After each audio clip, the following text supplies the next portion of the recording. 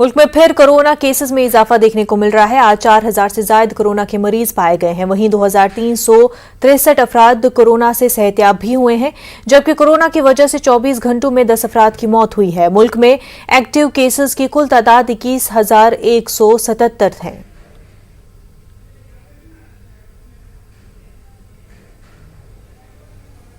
हैदराबाद के इलाके jubilee hills में नाबालिग लड़की की इज्तिमाई इस्मत रेजी का वाकया देर से मंजर-ए-आम पर आ गया।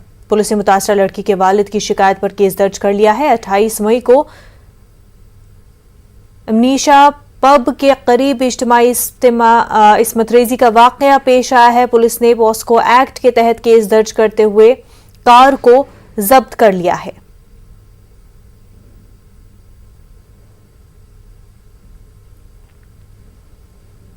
गाजियाबाद के इलाके थाना टीला मोड़ का एक वीडियो सोशल मीडिया पर तेजी से वायरल हो रहा है। बंद कमरे के अंदर एक नौजवान को मारा पीटा जा रहा है। चोरी के शुबे में इन नौजवानों को जदोकोब किया जा रहा है। इस बीच नाजिबा अल्फाज भी इस्तेमाल किए जा रहे हैं। सीओ बॉर्डर अंशु जैन ने बताया कि वीडियो सोशल मीडिया पर तेजी से वायरल हो रहा था, जिसका नोटिस लिया गया है।